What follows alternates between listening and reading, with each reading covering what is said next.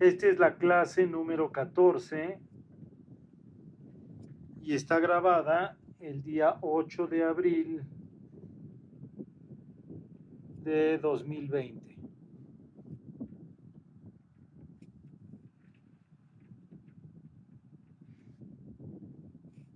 En esta clase vamos a hablar sobre el campo magnético.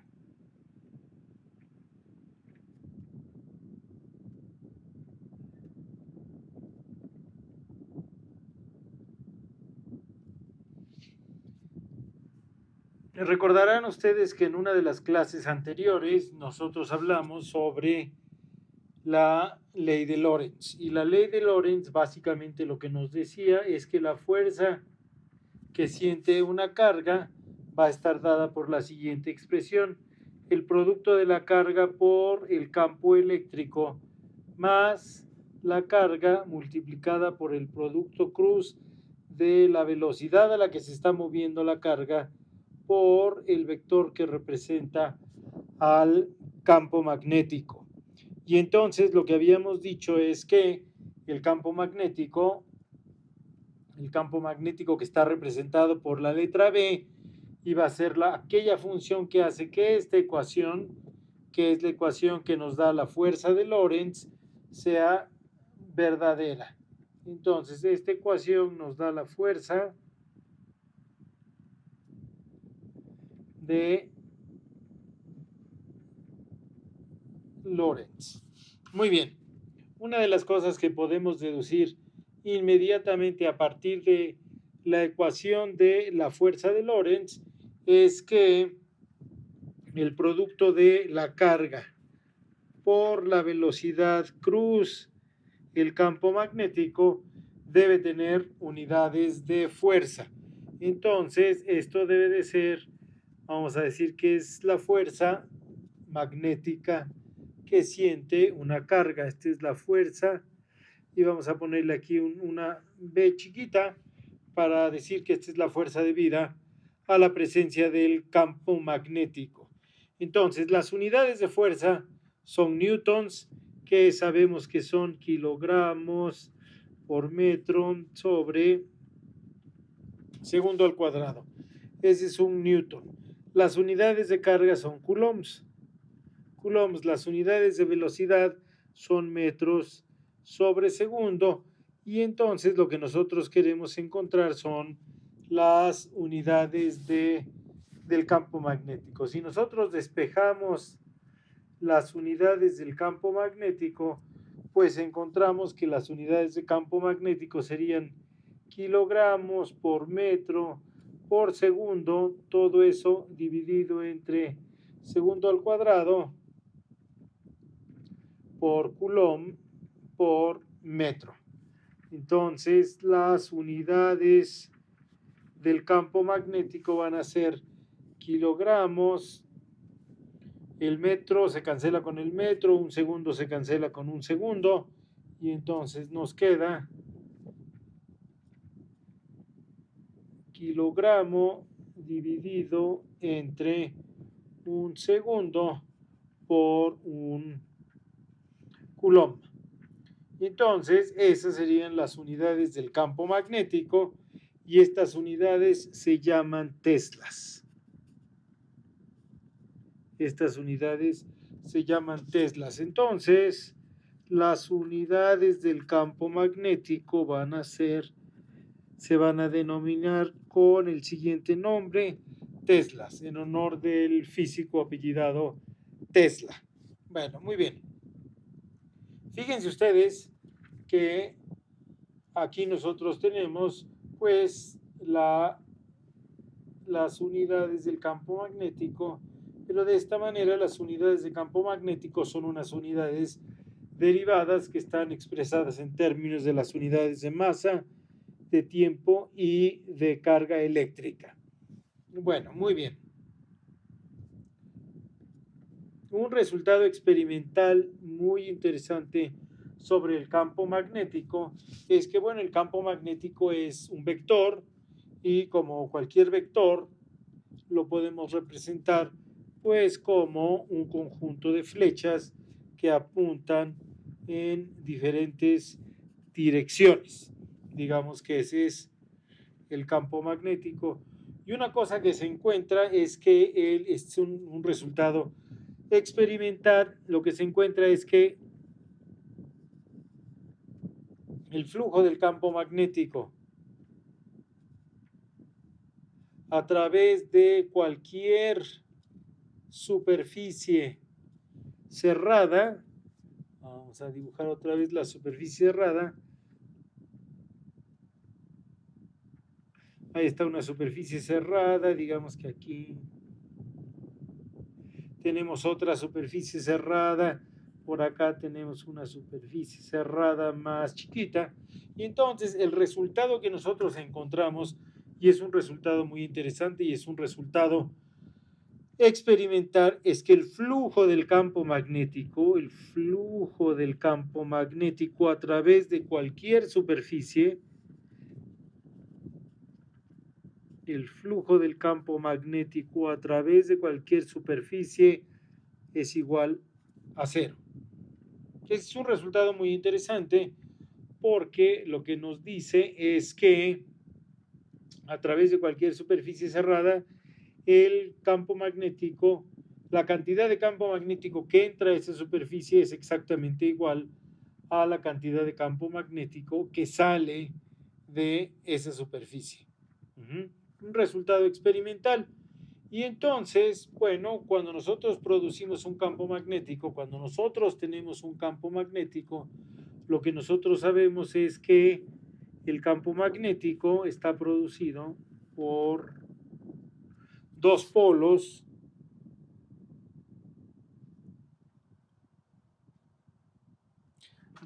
magnéticos, el polo norte magnético y el polo sur magnético.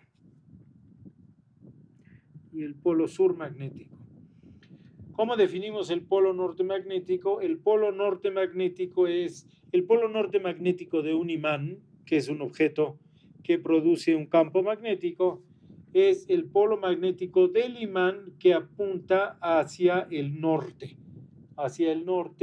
terrestre. Entonces, si nosotros tenemos, digamos que esto representa la Tierra y esta línea de aquí,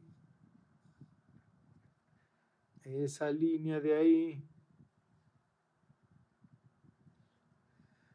esta línea de aquí representa el eje de rotación de la Tierra. Acuérdense que está inclinado 23.5 grados con respecto de la eclíptica.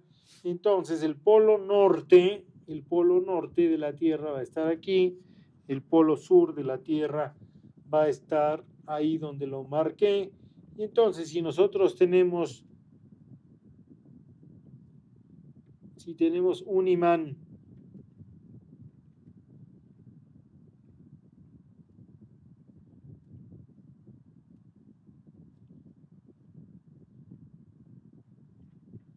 sobre la superficie de la Tierra, el polo del imán que se ve atraído hacia el polo norte terrestre, bueno, el polo norte magnético de la Tierra es el polo norte del imán, y el polo del imán que se ve atraído hacia el polo sur es el polo sur.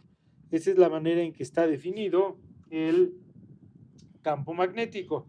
Y entonces lo que nosotros sabemos es que el campo magnético fluye hacia afuera del polo norte de un imán. Este es el polo norte y este es el polo sur. Entonces el campo magnético va a fluir hacia afuera del polo norte. Va a ser eso. Esas son las líneas de campo magnético. Fluyen hacia afuera del polo norte y fluyen hacia el interior del polo sur magnético.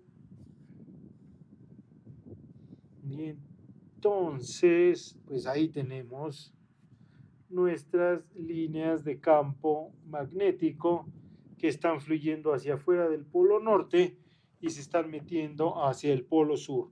Pero fíjense qué es lo que encontramos anteriormente. Encontramos un resultado experimental y el resultado experimental es que el flujo del campo magnético a través de cualquier superficie S, vamos a escribir eso ahí porque es muy importante, para toda, para toda superficie S, eso es cierto. Entonces, lo que esto nos está queriendo decir es que dentro de cualquier superficie van a estar presentes el polo norte y el polo sur magnéticos de un imán. Que es lo mismo a decir que los monopolos magnéticos no existen.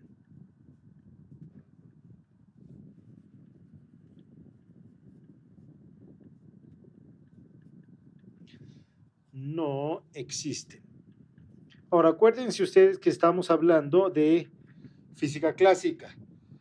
En física cuántica, bueno, se puede pensar que a lo mejor hay monopolos magnéticos, pero en el tratamiento clásico que nosotros vamos a hacer del electromagnetismo, vemos que el flujo del campo magnético a través de cualquier superficie siempre es igual a cero, y una de las conclusiones que nosotros podemos sacar de ahí es que los monopolos magnéticos no existen.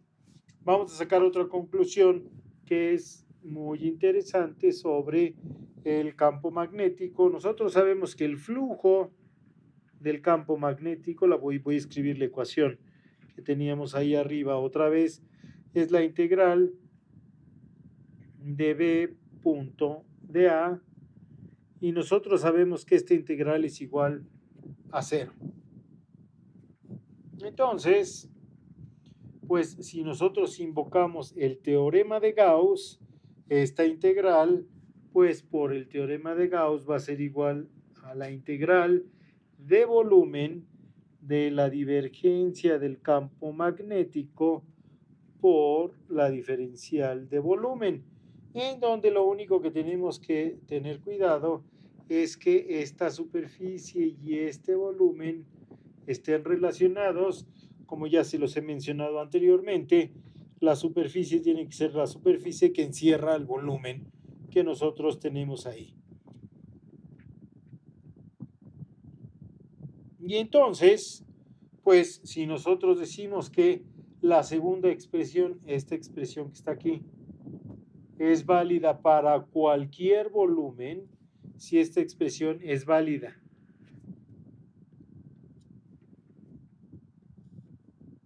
Si esta expresión es válida.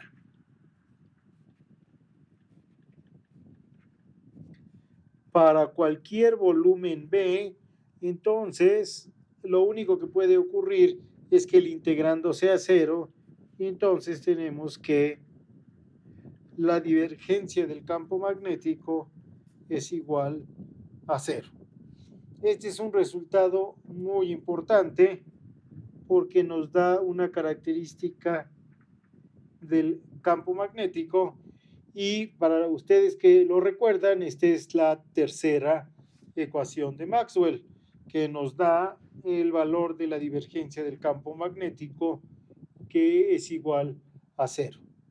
Es una de las características del campo magnético, que básicamente la podemos interpretar como que el campo magnético, el flujo del campo magnético es igual a cero, y por lo tanto podemos decir que no existen los monopolos magnéticos.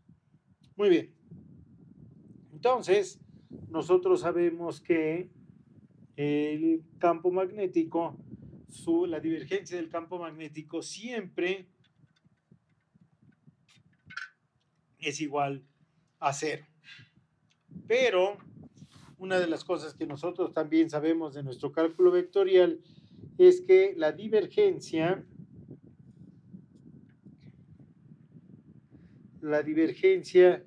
del rotacional de cualquier campo vectorial siempre es igual a cero. Esto, pues podríamos nosotros calcular el rotacional de un campo vectorial y luego calcularle su divergencia, y nos iban a salir segundas derivadas cruzadas, en donde básicamente lo que tenemos que tener son funciones que sean por lo menos continuas, y entonces eso hace que las segundas derivadas cruzadas sean iguales, no importa el orden en que las tomemos, y entonces, bueno, pues la divergencia de cualquier gradiente es igual a cero. Este hecho matemático, el hecho de que la divergencia de cualquier gradiente sea igual a cero, pues nos permite escribir la siguiente ecuación. Nos permite proponer esta ecuación. El campo magnético va a ser igual al gradiente al rotacional de un campo vectorial A. Este campo vectorial A se va a llamar el potencial vectorial. El potencial vectorial, y nosotros vamos a ver que este potencial vectorial se va a parecer mucho en la manera en que se comporta matemáticamente al potencial electrostático que ya calculamos en algún lugar. Entonces, pues hemos encontrado varias cosas interesantes sobre el campo magnético, simplemente basados en el hecho experimental de que el flujo del campo magnético a través de cualquier superficie es igual a cero. Bueno, históricamente el campo magnético, bueno, se había observado que existía esta propiedad interesante de algunos materiales que generalmente eran materiales metálicos que atraían pedazos de metal. Y los metales que se veían afectados principalmente por el campo magnético eran el fierro, el níquel y el cobalto. Estos eran los materiales, objetos que estaban formados por estos materiales, por el hierro, el níquel y el cobalto, se veían atraídos por la magnetita. La magnetita es un mineral que presenta un campo magnético de forma natural. Mucho tiempo pasó hasta que en el siglo XVIII se hizo de pura chiripa un experimento que hizo un físico danés que se apellidaba Ørsted,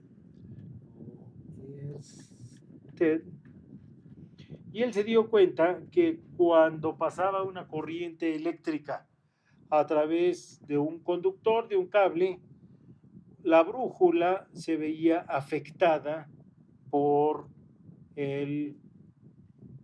por algo, ¿sí? Si nosotros teníamos una corriente eléctrica, vamos a dibujar aquí un cable,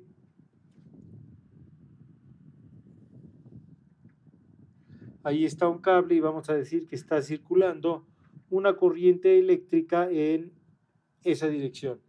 Y nosotros teníamos por acá una brújula, ahí tenemos nosotros una brújula. Entonces, en el momento en que empezaba a circular una corriente eléctrica por este cable, entonces la aguja se sentía afectada por el campo magnético, ¿sí? Digamos que la brújula estaba, ¿cómo les diré? Estaba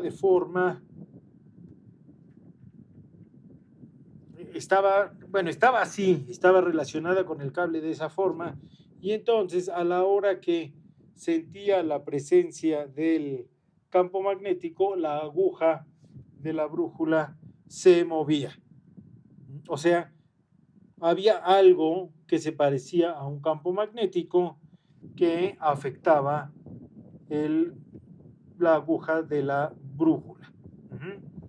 Una cosa que les quiero decir aquí, este dibujo está hecho nada más de manera ilustrativa. las orientaciones respectivas de la brújula y de la corriente puede ser que no estén bien hechas.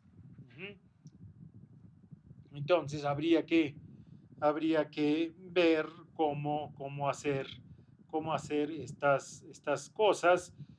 La manera en que, si ya lo pensamos un poquito, imagínense que la brújula está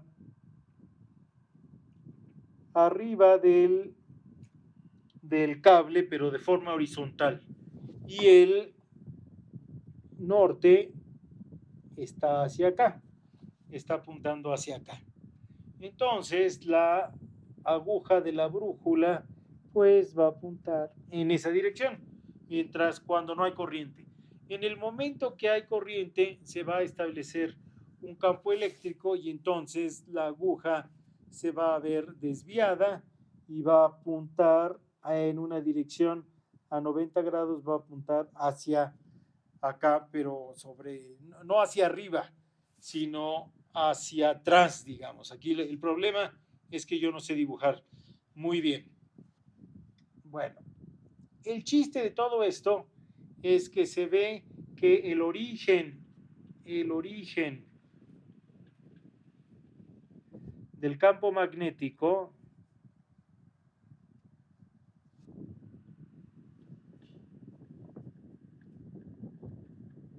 se lo podemos asociar a las corrientes. Son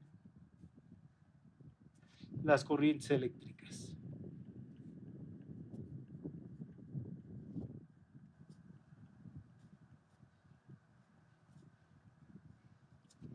Entonces, siempre que haya una corriente eléctrica, va a haber un campo magnético que se va a ver, que se lo vamos a poder asociar a esa corriente eléctrica. Bueno, entonces, básicamente, una corriente eléctrica se va a comportar como un imán. Digamos, los alrededores de una corriente eléctrica van a comportarse como un imán. Y cuando nosotros tenemos dos imanes, ¿qué ocurre entre ellos? Los dos imanes experimentan una fuerza y la fuerza puede ser una fuerza de atracción o una fuerza de repulsión. ¿Qué es lo que sabemos? Polos iguales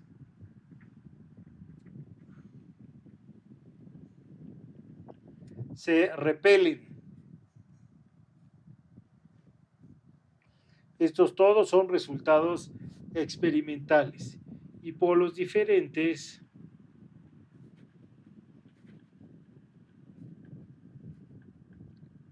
se atraen. Entonces, si nosotros tenemos dos polos nortes,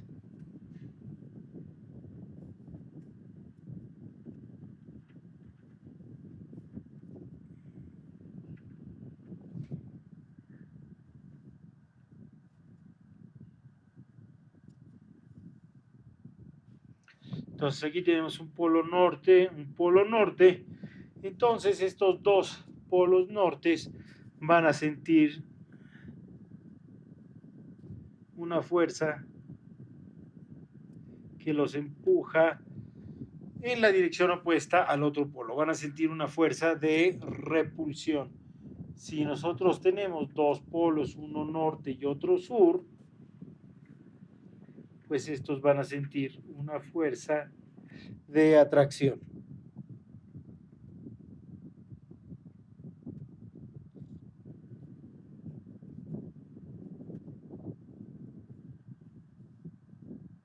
Digamos que este es el polo sur y este es el polo norte, entonces van a sentir una fuerza de atracción. El polo sur se va a ver atraído hacia allá,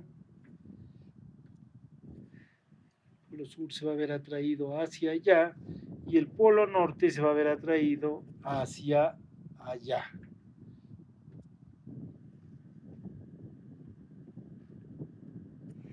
Ahí están las fuerzas que van a sentir los polos magnéticos en presencia uno del otro. Ahora, estábamos diciendo que alrededor de las corrientes eléctricas, estas se van a comportar como imanes. Entonces, pues vamos a poder observar esto a través de las fuerzas que van a sentir, fuerza de atracción o fuerza de repulsión. Entonces, imagínense que tenemos la corriente eléctrica que a lo largo de estas clases la hemos estado dibujando en color azul. Entonces, imagínense que tenemos una corriente eléctrica que está circulando ahí y otra corriente eléctrica que está circulando ahí, y vamos a suponer que las dos corrientes eléctricas circulan en la misma dirección. Las dos apuntan hacia la derecha, y aquí tenemos la corriente I, y aquí tenemos la corriente I. Entonces, lo que decíamos nosotros es que se están comportando como un imán. Entonces, lo que deberíamos esperar es que estas dos corrientes experimentaran una fuerza.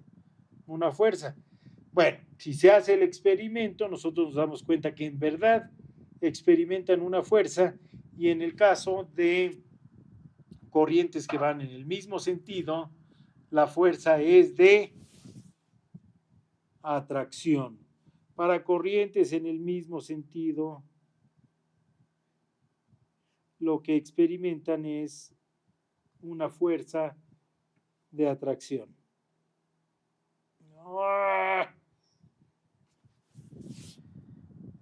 Vamos a ver aquí otra vez la corriente eléctrica. Vamos a borrar la flecha que quedó muy fea. Vamos a volverlo a poner en color rojo. Entonces, corrientes en el mismo sentido experimentan una fuerza de atracción, y corrientes en sentido opuesto van a experimentar una fuerza de repulsión. Ahí están las corrientes. Vamos a decir que la corriente de arriba apunta hacia la derecha y que la corriente de abajo apunta hacia la izquierda. Entonces, aquí tenemos una corriente I, aquí tenemos otra corriente I, y corrientes en direcciones opuestas. Entonces decimos que experimentan una fuerza de repulsión. Entonces esta va a sentir una fuerza hacia allá, y esta va a sentir una fuerza hacia allá, consistente con la idea de que es una fuerza de atracción o una fuerza de repulsión. Si nosotros tenemos dos cables y a través de estos cables nosotros estamos haciendo que circule una corriente eléctrica, pues nosotros vamos a encontrar que se experimenta una fuerza entre esas dos corrientes, y entonces vamos a decir que esta es la corriente 1, esta es la corriente 1, esta es la corriente 1, y esta es la corriente 2, esta es la corriente 1, esta es la corriente 2. Entonces, la fuerza que va a experimentar una corriente, la magnitud de la fuerza que va a experimentar una corriente, un cable que está transportando corriente por unidad de longitud, va a estar dada por la siguiente ecuación. Va a estar dada por mu0, que mu0 es una constante que se llama la permeabilidad magnética del vacío, dividida entre 2pi veces la distancia que separa a las corrientes por el producto de la corriente 1 por la corriente 2. Y esa es la magnitud de la fuerza por unidad de longitud que va a experimentar un cable eléctrico en presencia de otro cable eléctrico que está transportando corriente, y la D simplemente es la distancia de separación entre los cables, que es lo que he dibujado ahí. Entonces, fíjense, vamos a ver cómo está esto, cómo son las unidades que debe de tener mu0 para que esto nos salga como nos debe de salir. Fíjense, las unidades de fuerza por unidad de longitud pues van a ser newtons. Vamos a hacerlo en color negro. Las unidades de fuerza por unidad, las unidades de fuerza por unidad de longitud son newtons por metro. Las unidades de mu0, quién sabe qué serán, vamos a ponerlas ahí. 2 pips tampoco tiene unidades. Las unidades de la distancia van a ser unidades de metros.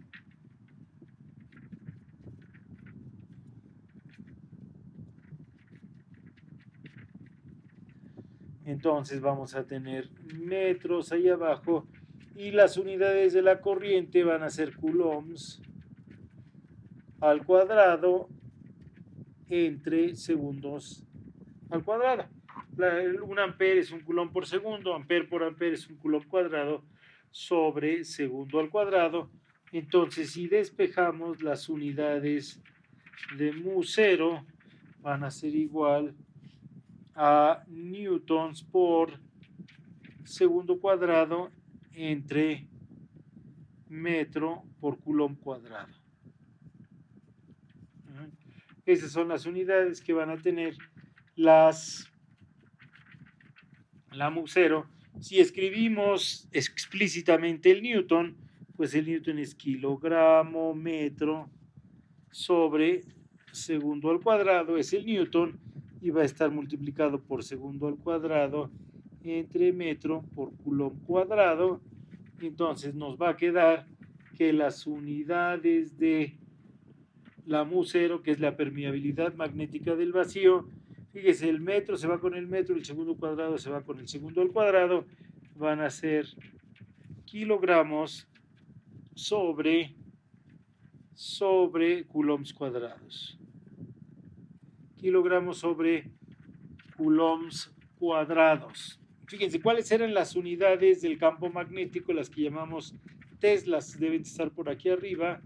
En algún lugar las pusimos. Ahí están las teslas. Son kilogramos sobre segundo sobre coulomb. Entonces, pues podríamos, si quieren, escribirlo en términos de teslas.